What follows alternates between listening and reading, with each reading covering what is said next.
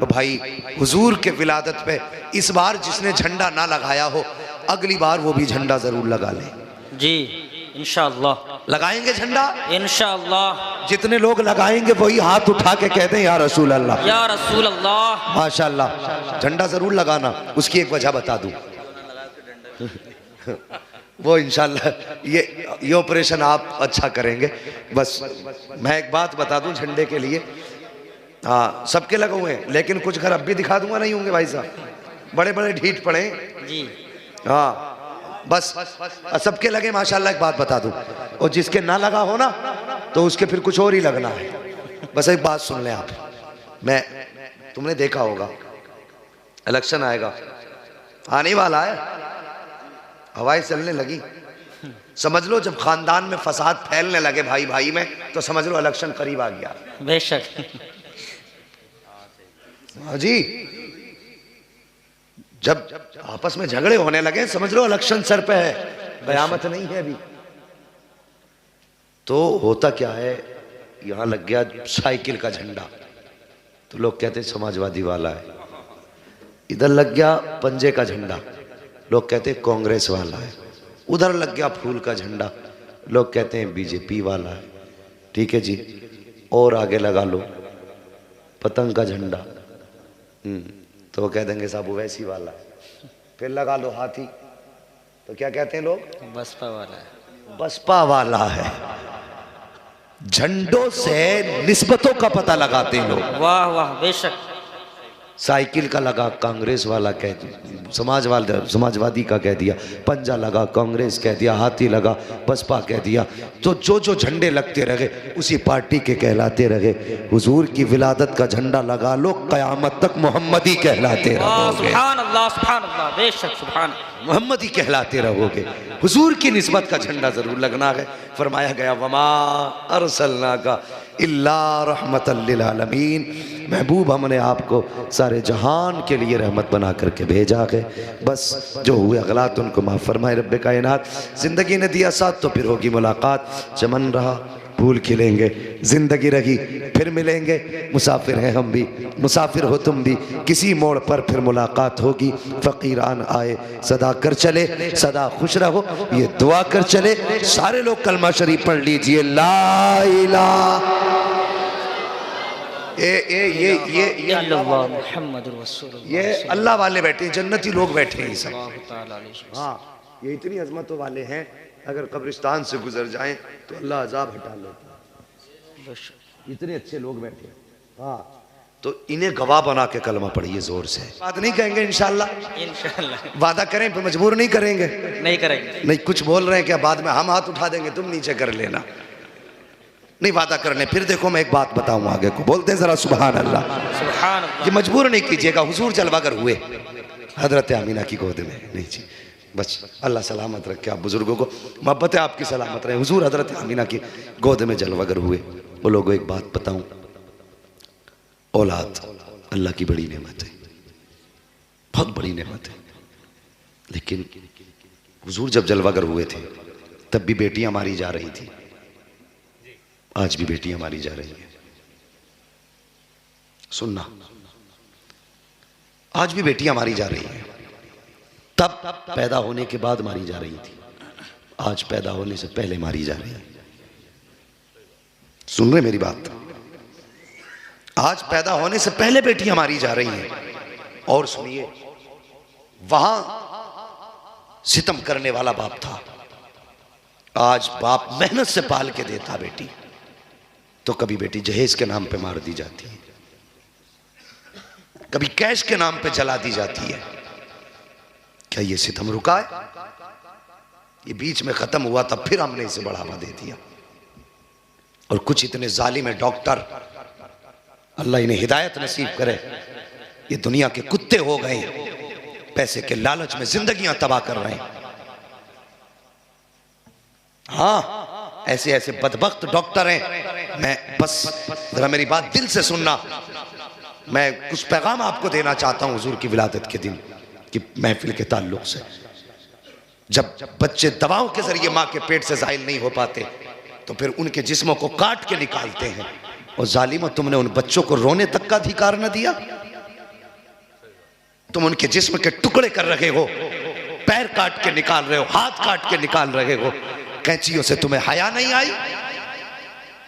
तुम्हें बिल्कुल दर्द तक नहीं आया? तेरे हाथ में सुई चुभ जाए तो तू उसमें टेटनिस के इंजेक्शन ले रहा है, कहीं तू मर ना जाए। और तूने उस बच्ची का पेट के अंदर ही गला काट दिया। कौन सा चेहरा मुस्तफा के सामने लेके जाएगा? क्या जवाब देगा रब के सामने? कुरान फरमाता वइदल मौऊदतु सुइलत बिअय्यि ज़ंबिन कुतिलत। है कोई इसका जवाब? क्यों कत्ल कर रहे हो? इसलिए कि ये बेटियां बोझ बनेंगी। सुनिए, अगर बेटियों को बोझ समझते हो तो सुनो, ये बेटे जिंदगी का सहारा होते हैं, बेटी आखिरत का सहारा होती है। बेशक बेशक। हाँ, और इस दुनिया के सहारे का भी क्या लेना? इन सहारों ने कितने बापों को भीख मांगने के लिए रोड पे छोड़ रखा है। बेशक। मैंने देखा कितने बेटों को कि आराम से पंखे के नीचे सो रहे हैं और बाप तेरे मेरे दरख्त के आगे लेट करके अपना टाइम गुजारता है। यह है सहारा? इसके लिए बेटी कत्ल कर दी। और कितनी बार तो ऐसा होता है जब बेटे माँ बाप को अकेला छोड़ देते हैं और बाप अपनी मुसीबतों में तड़पता है ना, तो ससुराल से बेटियों को खबर मिलती है, दौड़ के आके गले में हाथ डाल के कहती है अब्बा अकेला महसूस ना करना, अभी तेरी बेटी जमीन पे जिंदा मौजूद है। बेशक बेशक बेशक। इन्हें कत्ल करने पे लगे हो, इन्हें बोझ समझ रहे हो? सुनिए, बेटियों को बोझ न समझिए। बेटा अगर दुनिया का सहारा है तो बेटी, सारे बोले बेटी आखिरत का सहारा, बेटी आखिरत का सहारा, आखिरत का सहारा है। और भाइयों से भी गुजारिश करूंगा, बाप के इंतकाल के बाद उनकी जायदाद में सांप बन के मत बैठना। हाँ, बाप का इंतकाल हुआ, बेटियों की शादी कर दी, अपना आप सांप बन के बैठ गया, अब उसके लिए एक कप चाय भी हराम हो जाती है। शर्म कर, उसका भी हक है इसमें जिसमें बैठा है। तो वो नहीं ले रही है, उसकी शराफत है, वरना अगर चाहे तेरे हलक से निकाल लेगी। और उसी बहन बेटी को धक्का देके घरों से निकाला जाता नहीं। बेटियों को इज्जत दिया करो, मेरे हुजूर का पैगाम है। हुजूर आए तब बेटियों को इज्जत मिली है, हुजूर आए तब बेटियों को वकार मिला है। और बेटियों, तुमसे भी गुजारिश है, तुम्हारी औकात कुछ भी ना थी, तुम्हें जो इज्जतें मिली है ये मुस्तफ़ा के कदमों के सदक़े में मिली है। अगर तेरे सर से दुपट्टा उतरे तो कभी नबी के बारे में सोच लिया कर। अगर तू बेहयाई के साथ घर से निकले तो हुजूर का एहसान मान लिया कर कि नबी ने तुझ पे कितना बड़ा एहसान किया है। तेरी औकात कुछ भी न थी, अगर ये इज्जत दी है तो मुस्तफ़ा ने दी है। अल्लाह अकबर। उठाई ये तारीख, हातिम ताई की पोती हुजूर की बारगाह में लाई गई, सर पे दुपट्टा नहीं था, मेरे नबी ने अपनी चादर दी थी और उसका सर छुपा दिया था। सहाबा ने कहा था या रसूल अल्लाह, ये तो दुश्मन की बेटी है, काफिर की बेटी है, इसे चादर देने की क्या जरूरत है? तब मेरे नबी ने कहा था चुप हो जाओ, बेटी बेटी हुआ करती है, चाहे वो काफिर की बेटी हो चाहे मुसलमान की बेटी। बेशक बेशक। यूं इज्जत मेरे नबी ने तुझे दी। आज तू नंगे सर कॉलेज जाएगी तो नबी को बड़ी तकलीफ होगी। आज तू नंगे सर शादियों में जाएगी फैशन करके बेहयाई के साथ, अगर तू दूसरों की नजरों का तमाशा बनेगी तो मेरे नबी के कलेजे पे तकलीफ होगी। बदलिए तरीके, तुम्हारी भी जिम्मेदारी है हुजूर की कुर्बानियों का ख्याल रखो, और हमारी भी जिम्मेदारी है कि बहन बेटियों का ख्याल रख के अपने नबी को राजी करें, अपने पैगंबर को राजी करें। इनका दिल न तोड़ा करो, इन्हें सताया न करो, इन्हें रुलाया न करो, इनको खुश करना। यकीन जानिए, जब बेटियां मुस्कुराती हैं तो मदीने वाले मुस्तफ़ा मुस्कुराने लग जाते हैं। हाँ, इन्हें बोझ ना समझो। कितने लोगों ने हजरत इसलिए औरतों को तलाक दे दी कि उनके जिस्म से कोई बेटा ही पैदा ना हुआ। खुशी मना, वरना अगर हो जाता पैदा जूता मारता तेरी सर पे। हाँ, नाजों के पले हमने बहुत बिगड़े देखे हैं, नाजों के पले अक्सर जूते उठाते हैं। मगर बेटियों को आजमाना, इकलौती भी होगी ना, कितने भी लाड़ की पली होगी, और तू अगर मजदूरी करता है, तेरे कोई खास कमाई नहीं है, ईद के दिन बेटी को भी बैठाना और बेटे को भी बैठाना।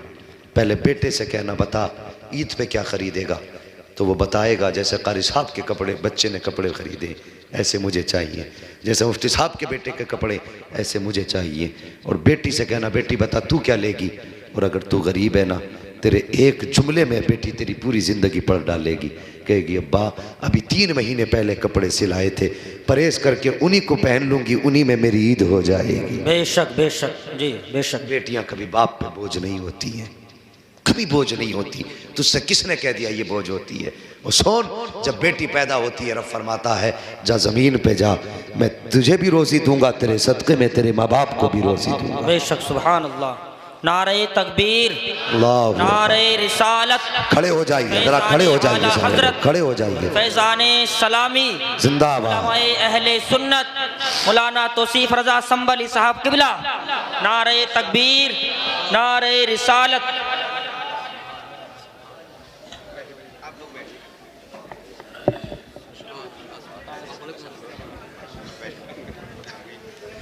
बस माशाअल्लाह बैठ जाइए। अब अपने माथे की निगाहों से देख रहे हैं हज़रत अल्लामा मौलाना मुफ्ती तौसीफ रज़ा साहिब क़िबला संबली दामज़िल्लहुल आली तशरीफ़ फरमा होते हैं, हो चुके हैं माशाअल्लाह। अब मेरे बाद आपको हज़रत ही का खिताब सुनना है, ठीक है जी? तो मेरी बात ये गांठ बांध लें, बेटियों की इज़्ज़त करनी है, अपनों का अदब करना है। तो भाई हुजूर के विलादत पे इस बार जिसने झंडा ना लगाया हो अगली बार वो भी झंडा ज़रूर लगा ले जी इंशाअल्लाह। लगाएंगे झंडा इंशाअल्लाह। जितने लोग लगाएंगे वही हाथ उठा के कहते हैं या रसूल अल्लाह, या रसूल अल्लाह। माशाअल्लाह। झंडा ज़रूर लगाना, उसकी एक वजह बता दूं वो इंशाअल्लाह ये ऑपरेशन आप अच्छा करेंगे। बस मैं एक बात बता दूं झंडे के लिए, हाँ सबके लगे हुए हैं, लेकिन कुछ घर अब भी दिखा दूंगा नहीं होंगे भाई साहब, बड़े बड़े ढीठ पड़े जी। हाँ बस सबके लगे माशाल्लाह। एक बात बता दूं, और जिसके ना लगा हो ना तो उसके फिर कुछ और ही लगना है। बस एक बात सुन लें आप, मैं तुमने देखा होगा इलेक्शन आएगा, आने वाला है, हवाएं चलने लगी, समझ लो जब खानदान में फसाद फैलने लगे भाई भाई में तो समझ लो इलेक्शन करीब आ गया। बेशक हाँ जी, जब आपस में झगड़े होने लगे समझ लो इलेक्शन सर पे है, कयामत नहीं है अभी।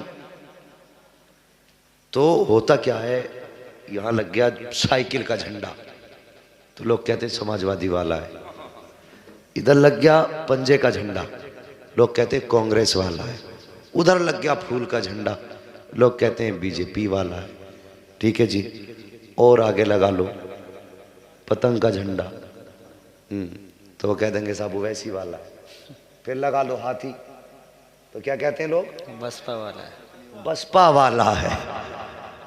झंडों से निस्बतों का पता लगाते हैं लोग। वाह वाह बेशक। साइकिल का लगा कांग्रेस वाला कह दिया, समाजवादी का कह दिया, पंजा लगा कांग्रेस कह दिया, हाथी लगा बसपा कह दिया। तो जो जो झंडे लगते रहे उसी पार्टी के कहलाते रहे। हुजूर की विलादत का झंडा लगा लो, कयामत तक मोहम्मदी कहलाते रहोगे। सुभान अल्लाह बेशक सुभान मोहम्मदी कहलाते रहोगे। हुजूर की निस्बत का झंडा जरूर लगना है। फरमाया गया वमा अरसलना का इल्ला रहमतल लिल आलमीन, महबूब हमने आपको सारे जहान के लिए रहमत बना करके भेजा है। बस जो हुए अगलात उनको माफ़ फरमाए रब्बे कायनात। ज़िंदगी ने दिया साथ तो फिर होगी मुलाकात, चमन रहा फूल खिलेंगे, ज़िंदगी रही फिर मिलेंगे।